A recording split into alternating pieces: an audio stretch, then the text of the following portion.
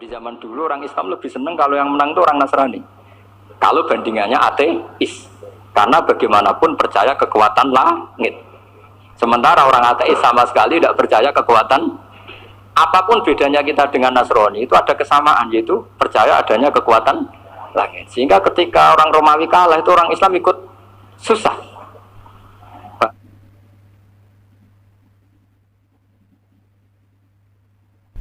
Nangis seneng. Misalnya saya baca tadi, Miftahul Jannah la ilaha illallah, kunci kok dikasihkan. Kita ini masuk neraka gak pantas, enggak tahu kuncinya kok masuk gitu. Harusnya kita ini masuk surga, kita kan pegang kunci surga, gak pegang kunci neraka.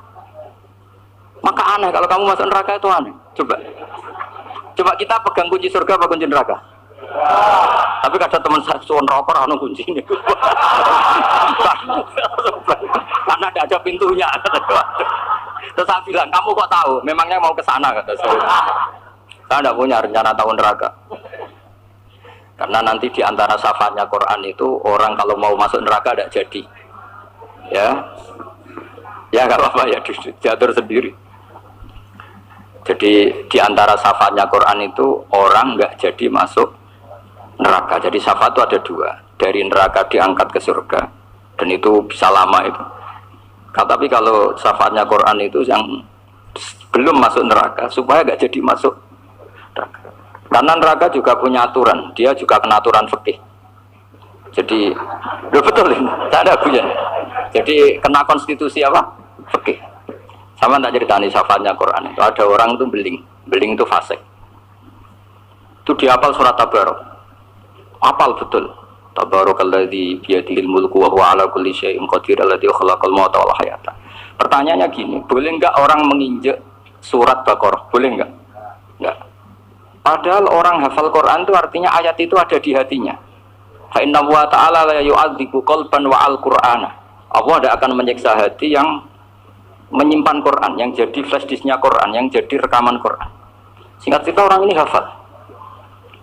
Pas ketemu Mungkar Nakir prosedur kan, ini orang fasik mau diantemin sama Mungkar Nakir. Prosedur ya, dia kan prosedur standar. Si surat Tabarok akhirnya menjelma jadi seseorang yang gagah berani. Kamu nggak boleh nyiksa orang ini. Saya ini kalamullah. Kalau kamu nyiksa dia berarti nyiksa saya. Kamu berani sama kalamullah. Wah ya tidak berani jadi Mungkar Nakir.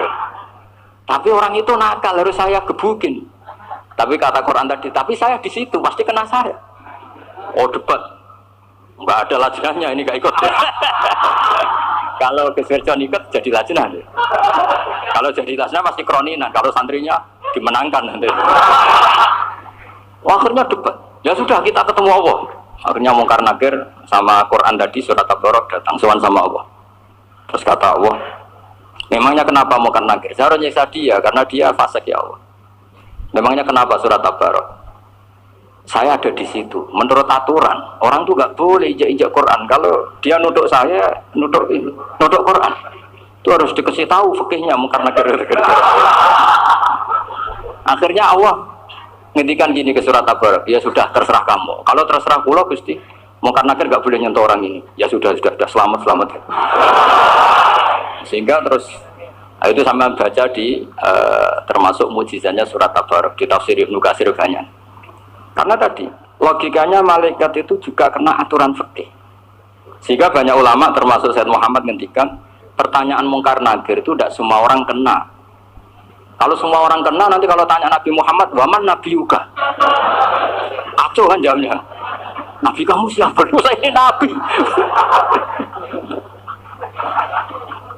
Ya kan? Nah nanti kalau pas ketemu Nabi Ibrahim, waman Abuka. Jadi repot kan? Makanya ada kiai yang guyon kalau ditanya, "Marab buka, saya ini guru tauhid sembrono." Saya ini ngajar Ummul Barohin, kamu tanya marab buka.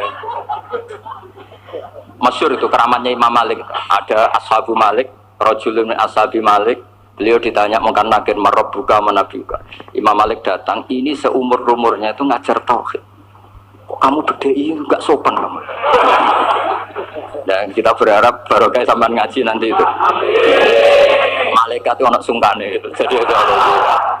Dan saya meskipun guyon itu serius. Bedanya orang alim sama ndak itu di situ. Kalau orang alim itu guyon itu masih benar, masih serius.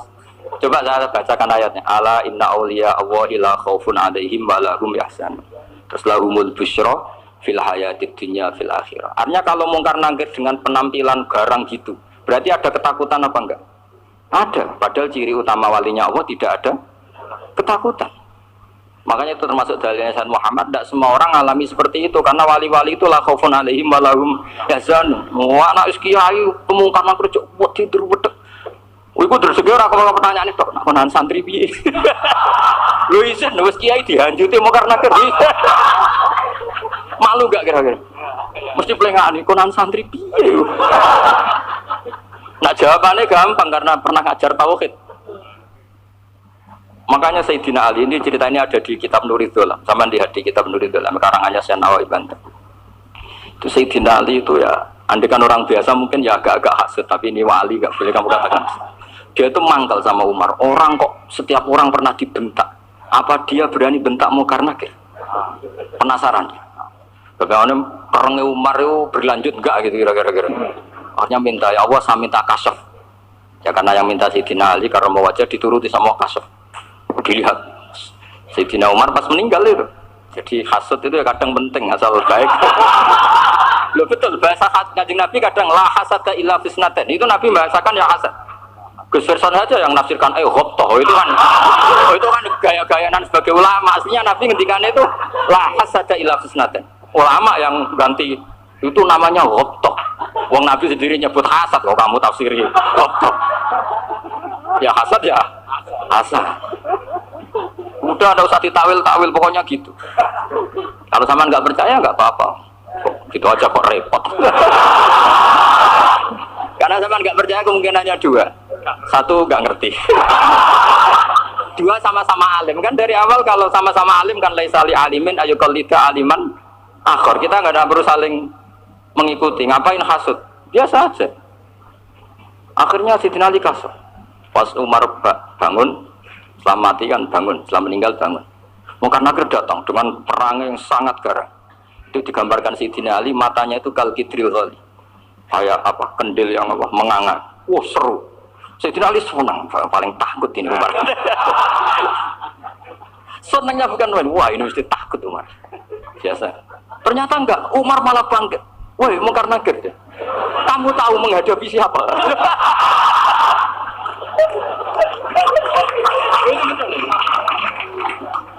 Kamu itu menghadapi temannya Ahabbal Khalqi ilallah. Yang diandalkan temannya, bukan dia.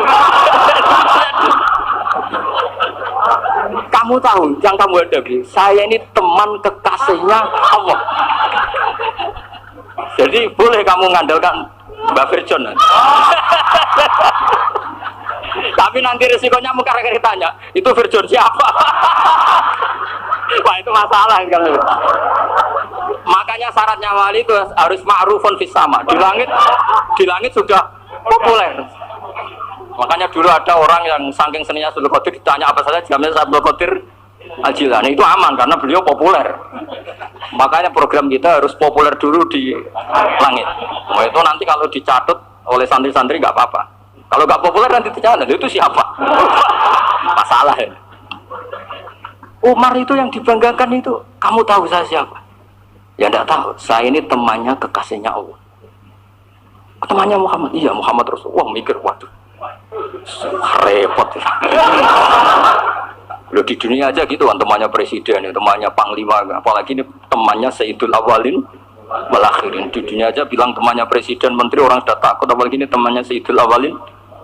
Yang Mungkar Nakir konfirmasi sama Allah, gimana ya Allah ini ngadepi. Sebetulnya yang diandalkan itu temannya, bukan dia. Wah, akhirnya sama Allah dibilang, ya bu, ya sama seorang seperti itu bu yang sopan. Terus semenjak itu Mungkar Nakir itu nggak selalu berpenampilan seperti itu sangat. Jadi semoga itu konsisten sampai nanti. Jadi kamu kalau ingin nggak takut Mungkar Nakir jadi wali. Karena syaratnya tadi hanya wali sing la khaufun alaihim wa lahum yahzanun lahumul busyra fil hayatid dunya fil akhir. Jadi orang itu kalau ngaji itu harus khatam. Jangan semuanya kena pertanyaan. Dan kalau semuanya kena pertanyaan nanti repot. Kalau Nabi Muhammad ditanya waman Nabi juga. Nabimu siapa? Lo kan terus jadi aneh. Jadi makanya ketika Sayyid Muhammad semua ulama lah, nggak ada am kecuali ditaksis, kecuali sifatnya Allah. Misalnya bikul lisein alim ya benar-benar bikul lisein. Tapi kalau am semuanya pasti ada taksis, meskipun dalam muhawarah muhadasah biasa. Misalnya contoh gampang, istri kamu baru seneng kamu, mas nak pengen apa-apa itu lapor aku, gak apa-apa mas, mesti aku seneng gak sama lapor. Iku dia aku pengen wayo, aku langsung jadi apa wae, mesti apa wae maksudnya kecuali itu. Gitu. Padahal kalau ngomong, mas sampean ingin apa saja tak dukung, sampean bilang, pengen iku wayo, kira-kira disetujui apa enggak? Sama seperti kita kalau punya teman akrab, wes nang omahku gak apa-apa, anggap aja omahmu dewe. Terus mlebu-mlebu kamar. Jadi tidak ada am kecuali di taksis. Artinya kalau ada cerita bahwa orang mati pasti ngalami ditanya mungkar nangkir, itu pasti ada am yang di taksis. Itu pasti juga dialami para anbiya, para ya, karena ciri utama wali itu la khaufun alaihim walahum yahzanun. Kemudian saya yang mau cerita ya, supaya sampean bisa menghadapi dunia global ini, tak bawa tafsir Munir termasuk tadi. Kenapa orang Islam, Rasulullah SAW itu lebih senang kalau yang menang itu orang Nasrani Romawi, ketimbang yang menang itu orang Faris, dalam hal ini ateis. Karena orang ateis itu lebih ngeri. Sebetulnya beberapa penemuan sains, terutama di ilmu medis, itu orang Amerika, kayak cloning. Tapi orang Amerika itu masih dilarang oleh gereja untuk mengaplikasi, karena nanti bayi cloning itu dipakai suku cadang. Di Amerika masih ditentang oleh fatwa-fatwa agama, baik Islam maupun Kristen. Tapi di Cina itu dipraktekkan, karena nggak ada halangan agama. Di Cina itu biasa ada kondom diolah lagi jadi alat-alat aksesoris. Di Amerika tidak ada karena masih ada agama, masih ada larangan. Sehingga orang Islam itu lebih takut kalau yang menang itu Persia, karena terus cara berpikir ternyata Tuhan itu tidak ada, langit tidak ada perannya. Jadi ketika yang menang Nasrani masih berpikir itu pertolongan Tuhan, meskipun mungkin cara mengatakan Tuhan beda dengan kita. Tapi ada satu kesamaan bahwa kekuatan samawi itu ada. Jadi disebut hulibatir rum fi adnal ardi wa hum min ba'di walabihim sahib. Di sini diterangkan oleh Syekh Nawawi supaya kamu tidak salah paham. Sebetulnya kamu katakan misalnya wah itu paham liberal, sebenarnya saya tidak tersiksa. Cuma takut yang mengatakan seperti itu cek goblokir atau ngaji gitu. Itu aja masalah saya. Ini saya baca ini karangannya Syekh Nawawi, karena tadi kata Mbak Firjon, ngaji itu harus sama orang yang bersanad. Saya ini kalah sama beliau itu berkali-kali. Secara nasab saya harus manggil Mbah. Secara silsilah ilmu saya juga kalah lagi. Saya sering disewani sama cucu-cucu Syekhona Khalid. Kiai Siddiq itu termasuk murid dekat beliau, Syekhona Khalid. Kalau itu berarti kan Gus Firjon, Ahmad, terus Mbah Siddiq. Mbah Siddiq ngaji Syekhona Khalid. Syekhona Khalid itu pernah ngaji langsung sama Sayyid Zaini Tahlan. Berarti beliau dari Sayyid Zaini Tahlan itu baru generasi kelima. Sementara saya itu sudah ke-7 atau ke-6. Saya, Mbah Mun, Mbah Karim misalnya, Mbah Hashim, Mbah Mahfud Termas, Sayyid Abi Bakar Sato, yang arangnya Anatul Tolibin, baru Sayyid Zaini Tahlan. Berarti saya ke-7, kalah lagi. Tapi untuk jadi wali biasanya cepat saya. Karena syaratnya jadi mbah itu ngalah demi putu. Jadi kalau beliau ngotot, saya dulu Gusti Sabahnya, wah itu mbah yang nggak baik. Nanti jatahnya dikasihkan apa? Cucunya dulu. Makanya Abdul Muthalib itu orang yang dapat wangsit, tapi yang jadi nabi itu cucunya. Jadi dalil saya banyak. Sebenarnya Abdul Muthalib itu sudah sering dapat wangsit. Karena saya bahasakan wahyu, Nabi yang protes, enggak nabi kok dapat wahyu. Tapi sebetulnya Abdul Muthalib itu masyhur.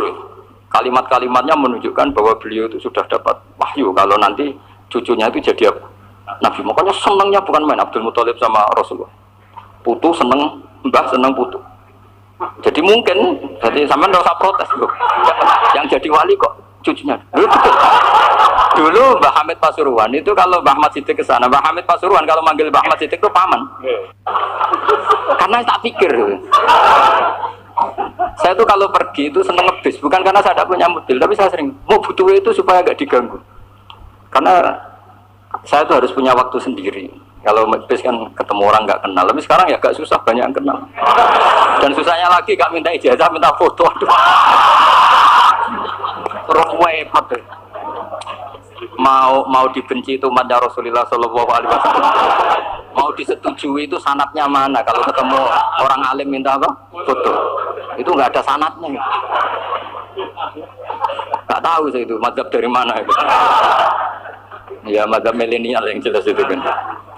Ini tak baca ya biar dapat, karena ini kenangan saya sama Mbah Ahmad Siddiq. Saya masih ingat betul beliau ngisi hallnya Mbah Abdullah bin Umar, berarti abahnya Mbah Hamid. Karena mbah saya itu Fatimah binti Khalid bin Umar, kalau Mbah Hamid itu Hamid bin Abdullah bin Umar. Itu saya masih ingat betul zaman itu Mbah Hamid siap hall di Lasem itu rawuh, dan saya derek mbah saya karena masih misanan datang ke Lasem. Itu beliau pas itu ngisi sama Mbah Mun. Mbah Mun masih muda, Ki Ahmad Siddiq sepuh senior. Itu beliau cerita bahwa dulu ketika Indonesia dijajah Jepang itu para kiai mimpi dibacakan ayat Ghulibatir Rum fi adnal ardi wa hum min ba'di walabihim. Terus ada kiai yang tanya, takwilannya gimana? Ya nanti Jepang pulang bukan karena kita yang mengalahkan, tapi Jepang ada yang mengalahkan sendiri meskipun tidak kita. Kayak dulu Faris tidak dikalahkan Islam tapi dikalahkan Romawi, tapi yang senang umat Islam. Wa yauma idzi yafrahul mu'min. Itu luar biasa ulama-ulama kita. Delalah kejadiannya Indonesia seperti itu. Yaitu kita tidak mengalahkan Jepang, tapi Jepang pulang sendiri karena dikalahkan apa? Sekutu. Ya ini saya baca. Ini tidak usah dicek bacanya benar apa enggak. Sudah aman, apa? Aman. Karena kalau saya salah itu ya sengaja. Artinya ya sengaja saja. Ya biasa maksudnya. Saya kemarin ngisi di Pondok Peloso, di Pondok Al Munawir Jogja. Salah itu ada dua, ada salah memang benar-benar salah. Itu nggak apa-apa, bisa dimakbul. Karena mesti sangke wong goblok salah yang terus. Ada salah bawaan ilmu, itu repot tuh dadaninya. Karena misalnya kita yang biasa belajar qiraah safah wayah siburu, mesti diulang lagi wayah saburu. Karena qiraahnya Imam Asim itu hasibah yah sabu bi fathis sin. Sementara kita kalau ngaji kitab kulino yahsib. Sehingga kita yang biasa belajar safah itu kalau baca kitab itu kayak orang bingung. Kadang-kadang yang ngaji juga bingung, Gus Pak mau di bulan piling. Ya tepat-tepatan. Ada yang mengatakan Gus Pak bingung, ada yang mengatakan Gus Pak alim alama. Ya tepat-tepatan nasib. Karena memang ya saf'ah memang seperti itu. Misalnya kufuan itu Imam Asim baca kufuan. Tapi beliau punya murid namanya Syu'bah. Itu kalau baca kuf'an. Makanya kita itu, ini kan khataman Quran ya. Jadi saya menyinggung sedikit tentang qiraah saf'ah. Tadi beliau juga sudah tak kasih kitab saya Hifdzul Aliyah dan Mushaf. Sama tak ajari latihan saf'ah, memang angel ya. Makanya yang nggak bisa itu wong pinter. Sudah tahu angel ya nggak usah diteruskan kan. Orang menghindari barang angel itu pinter apa goblok? Pinter. Berarti wong goblok pinter. Saya tuh makanya sama orang goblok tuh respect. Jadi orang alim tuh angel apa gampang? Angel. Menghindari barang angel pinter apa goblok? Loh, orang menghindari barang angel pinter apa goblok? Pinter. Berarti wong goblok pinter. Jadi saya sama orang-orang goblok itu respect. Sudah tahu jadi orang alim angel ya, barang angel ya harus dihindari. Makanya saya ini insya Allah umatnya Nabi yang termasuk yang terbaik. Amin. Karena mencintai umatnya Nabi termasuk yang goblok. Itu tidak gampang itu. Karena tadi sudah tahu ya, seperti itu loh orang naik Panjat Pinang. Itu yang naik karena ingin hadiah. Yang nonton sudah tahu, wah licin kok dinaikin mau keplotok ya. Tapi orang sepakat yang nonton juga pinter karena sudah tahu lipet kok. Tuku yang pasar akan naik, lah apa mana? Sama juga gitu. Ngalim tafsir angel, ngalim fikih angel. Ada akar yang ngaji ngerekam kan gampang. Itu pinter apa keblek? Pinter. Iya. Makanya kalau ini mau buruh ngono tok. Saat tadi dinasihati Mbak Firjon, muga-muga hati saya selamat. Saya itu meskipun kata orang banyak, muhibbin saya banyak, tapi saya insya Allah tidak riya. Saya itu pakai kitab namanya Tasfidul Fuad, karangannya Said Abdul Al-Haddad. Ketika beliau punya muhibin banyak ditanya, bagaimana ya Habib Anda menjaga hati Anda? Jamnya Said Abdul Al-Haddad itu nih, innama azzamu Allah. Mereka itu sebenarnya menghormati Allah, cuma butuh saran, dan itu saya. Jadi saya tahu sampean semua itu mencintai Quran, mencintai sunnah Rasul, mencintai hadis-hadis Rasul. Cuma sampean kan karena nggak paham, terus manfaatkan saya. Jadi sebenarnya saya ini korban. Korban. Jadi saya mau riak gimana? Korban kok mau. Bangganya di mana tuh? Coba sampean misalnya ngaji tafsir, belajar sendiri kan susah. Terkibnya susah, maknanya susah. Bahkan beli kitabnya kadang tidak kuat. Untuk jadi alim tafsir itu kan harus beli kitab. Saya sering belajar kitab itu jutaan. Tafsir Tobari, saya pernah beli kitab Fakhrur Razi itu berapa coba? 27 jilid. Karangannya Fakhrur, belum karangannya ulama modern Imam Sya'rawi. Itu berapa jilid? Itu jutaan. Saya kemarin juga dihadiahi kitab Pak Quraish Shihab namanya Faidul Bari fi Syarhil Bukhari. Pak Quraish Shihab yang terkenal. Dia sering diskusi sama saya. Saya ngasih hadiah beliau ngasih hadiah saya. Oh itu harganya nggak kuat. Tidak kuat kadang di Indonesia nggak ada coba. Dan sampean orang hebat menghindari kesulitan itu. Nah, kesulitan itu sekedar ngaji ikut, kalau nggak paham di rukun rekamannya sudah gitu. Pinter mana sampean sama saya? Pinter sampean kan? Bikin sosis susah, beli aja kok. Makanya nggak boleh orang bilang, wah goblok reso tafsir ku wong pinter. Makanya nanti kalau saya ketemu Nabi tidak termasuk orang yang mentahkir orang Islam. Kafabil mari isman ayah kira akhahul muslim. Jadi cukup orang itu dosa kalau menyepelekan orang Islam, termasuk darani sampean goblok itu dosa. Caranya enggak darani goblok ya tadi di logika tadi. Alim itu angel. Dari angel itu pintar. Berarti wong bodoh. Pintar ya sudah gitu. Tapi tetap bodoh. Tapi ini satu cara untuk saya respect gitu. Coba orang yang ngaji tafsir saya banyak, mungkin ribuan.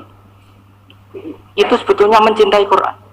Karena Quran adalah kitab suci yang panduannya umat Islam. Sangat mencintai Quran. Terus kemudian mereka nggak paham. Terus mencari orang yang memahamkan. Burono lah cara Jawa ini. Terus keren saya itu di mana coba? Lah terus mereka kurang ajarnya gini. Kalau paham itu ya alhamdulillah paham. Kowe nak ngaji niku wae ngono tok. Tapi nek orang paham, orang jangan nakal ya. Mari Gus Panan nerangno cepet mulane gak paham. Orang kok nyalano teke sing lelet tuh. Oh itu kan Masya Allah, naudzubillah tenan. Sebetulnya tingkat kurang ajarnya tinggi Gus sebenarnya. Jadi kalau nggak paham itu kadang nggak nyalahno uteke. Kayak mau misalnya, mau mari mikir ra jelas. Padahal misalnya jelas orang mesti paham, bodoh. Paham ya? Jadi kata Sayyid Abdul Haddad, innama azzamu Allah. Sebenarnya mereka itu sangat menghormati Allah. Makanya kita nggak perlu mengatakan wasilah itu kafir, nggak akan. Karena orang tawasul sama Rasulullah itu ingin dapat ridhonya Allah lewat orang yang dicintai Allah.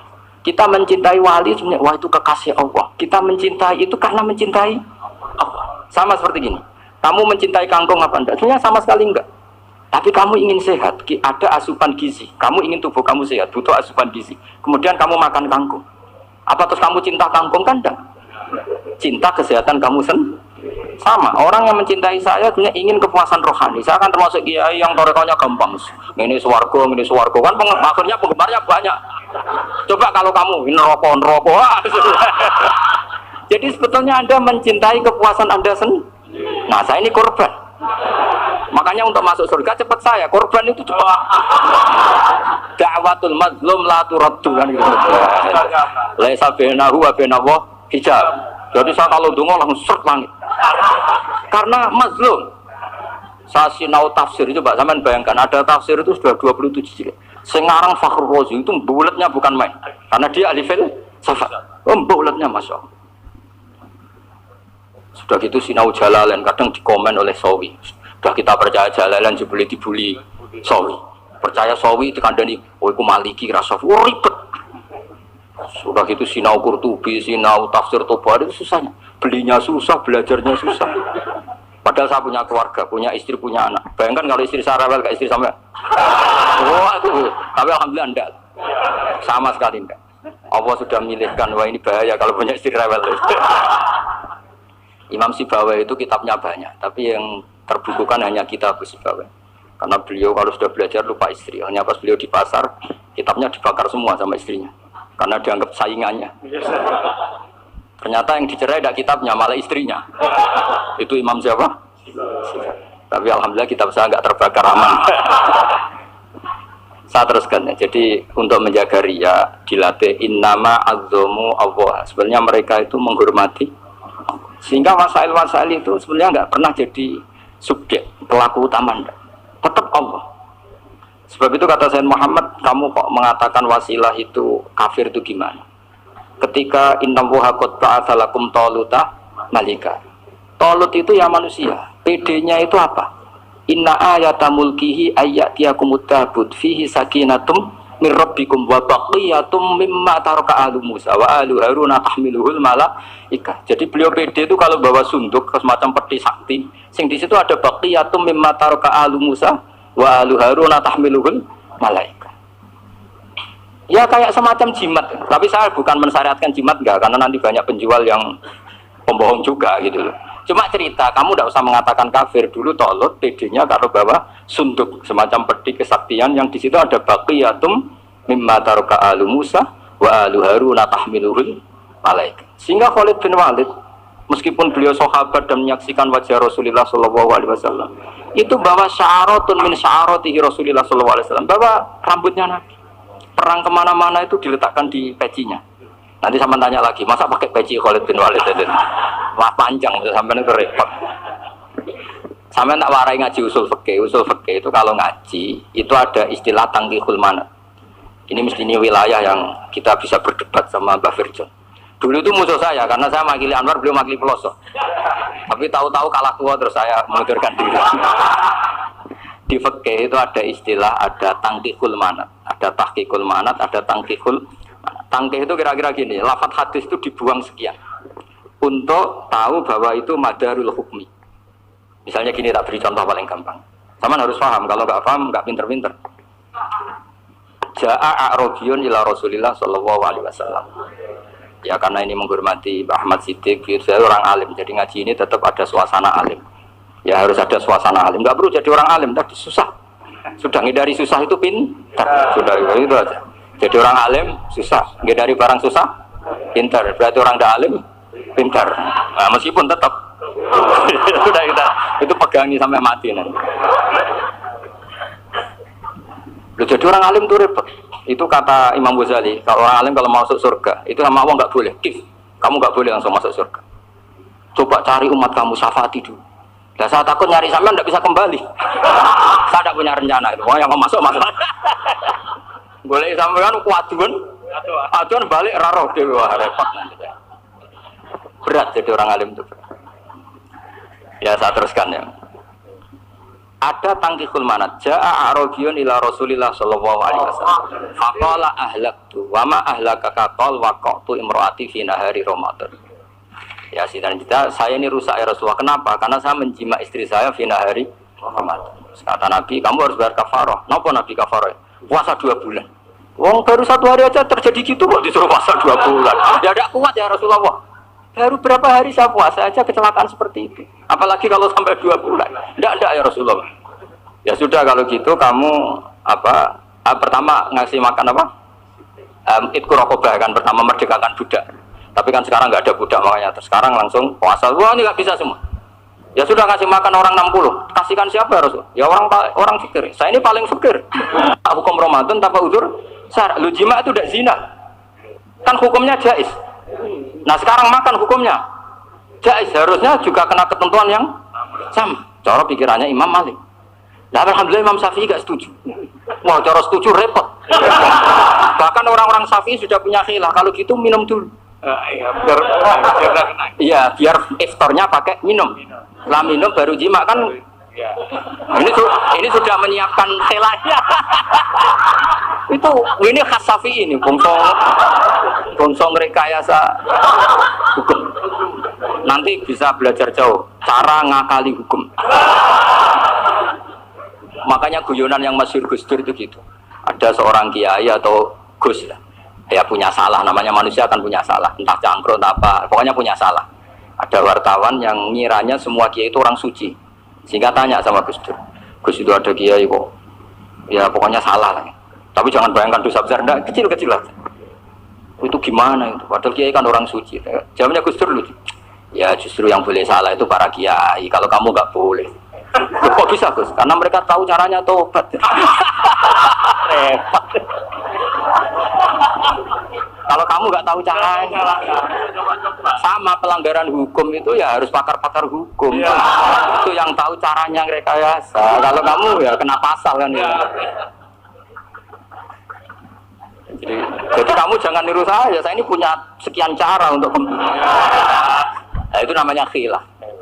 Makanya kata Sayyid Muhammad, kamu tidak usah anti khilah, karena Abu Hanifah itu membolehkan khilah, kita bul khiyal. Yang penting kamu soleh dulu, setelah soleh nanti Allah maklumi. Soleh dulu, syaratnya soleh dulu. Kalau tidak soleh jangan. Contohnya gini, ada orang mau puasa lemes sekali, mau makan gampang. Kalau langsung makan kan kayak hadku hormati Ramadan di Wirudrin Syariah. Aku langsung mau jembera sowan Mbah Firjo. Sudah status saya kok Mustafir. Sudah berangkat saja sampai Tuban makan. Nanti kalau nggak jadi ya nggak apa-apa sudah. Mulai pergi sudah Mustafir. Saya tidak tahu nanti malaikat tertarik gebuki nggak tahu. Tapi itu ada khilaf asal soleh. Karena kata Sayyid Muhammad dan semua kitab mengatakan itu. Kalau sama nggak tahu ya kebablasan. Nabi Ayub, yang nabi yang terkenal Gudiken itu siapa? Ayub ya. Itu yang Israiliyatnya kan seru. Gudiken dikukur ke kreweng itu terlalu lah kalau itu.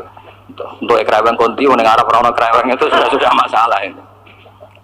Singkat cerita, Nabi Ayub ketika diasingkan kaumnya itu kan nggak punya sumber makanan. Lah orang lelaki itu mulai dulu egois. Istrinya Nabi Ayub itu cantik sekali, udah cantik, rambutnya bagus.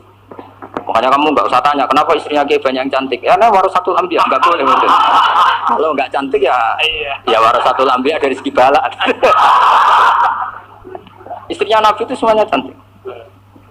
Nggak usah tanya sebabnya apa, pokoknya gitu semuanya cantik. Singkat cerita, beberapa kali istrinya Nabi Ayub itu kerja demi bisa nafkahi Nabi siapa? Suatu saat itu tidak ada pekerjaan yang cukup untuk beli roti. Satu-satunya peluang dapat rezeki itu putrinya raja itu rambutnya berondoli. Terus ada sayembara siapa yang rambutnya bagus mau dibeli. Sampai rambutnya istrinya Nabi Ayub itu dijual. Nabi Ayub tersinggung karena itu mengurangi kecantikan. Jadi lelaki mulai dulu gitu. Udah nggak urun kalau istrinya nggak cantik itu komplain. Itu khasnya lelaki. Jadi kalau kamu gitu ada sanadnya juga, tenang saja ya. Komplain ya pegawai. Saking mangkalnya Nabi Ayub terus ngendikan la adriban naki mi'ata sautin. Kamu akan saya pukuli dengan mi'ata sautin atau dengan 100 cambuan. Atau mi'ata dikhtin atau mi'ata apalah sesuai konteks zaman itu. Engko namun pecut tuku konting kok ribet lagi. Singkat cerita akhirnya ketahuan bahwa istrinya menjual itu demi Nabi Ayub.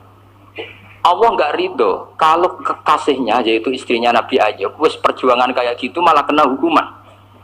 Tapi Allah juga nggak ingin kekasihnya yang bernama Ayub melanggar sumpah. Padahal beliau sudah sumpah wallahi demi Allah nanti tak pukul dengan 100 kali. 100 kali dengan lidi lah misalnya, contoh yang gampang tuh lidi. Akhirnya sama Allah dikasih satu solusi. Wa khud biyadika dikhtan fadrib bihi wala ahnas. Ya sudah, lidi itu ikat jumlahnya 100. Terus pukul sekali saja. Anggap saja sudah 100. Iku pangeran sing lari ngakali ngono iku pangeran. Tapi syaratnya soleh. Syaratnya soleh. Jadi kalau kamu anti khilaf berarti anti ajarannya Allah di ayat itu. Wa khud biyadika dikhtan fadrib bihi wala. Itu dulu ada, ini cerita di Ithaf. Ini cerita terakhir. Ini sudah, teman jangan tambah sudah. Terus pengumuman tadi yang nggak pernah sepuh utang saya itu haram tadi. Karena tadi saya punya kewajiban di rumah yang bisa menggugurkan ya kewajiban yang lebih besar. Lebih besar itu ya tadi bisa pernah guru, pernah sepuh. Yang jelas gak umur sampean menangkap itu. Tua serepot itu. Ada raja itu ganteng kaya, senengannya nikah perawan cantik. Itu semua kampung mesti kenal. Mungkin digilir atau gimana pokoknya. Suatu saat ada pemuda suka sama perempuan yang di kampungnya, cantik sekali. Kemudian pemuda ini ternyata pekerja di kerajaan ini. Tiap hari ditanya, "Oh, itu yang di kamu yang cantik siapa?" "Oh, saya nikahin gini." Wah, bahaya ini saingannya raja. Jadi yang dibidik pemuda tadi itu saingannya. Si raja ini orang yang namanya raja kan gengsinya tinggi. Kaifatang kihuha wa qatra itu qad qabbalaha rajul. Kok nikahi? Saya tuh pernah melihat dicium lelaki.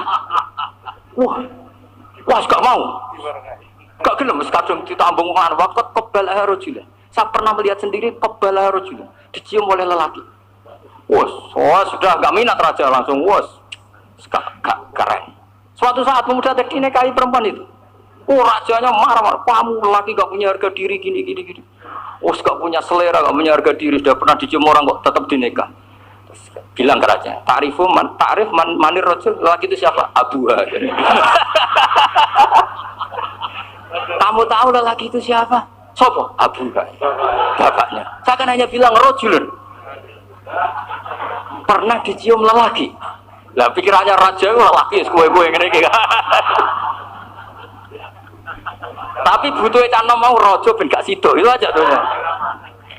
Baru kayak digulirkan gitu wakot kebalah rojo. Enggak mau. Setelah itu satu saat pegawainya tadi nikahi perempuan. Kamu gak punya harga diri gini. Kamu tahu mandir rojo apa abu? Nak ngono gak apa-apa. Lah monggo sakniki wis bojo kula. Ora trimo wis diambung wis macam-macam lah. Itu namanya khilah. Apa?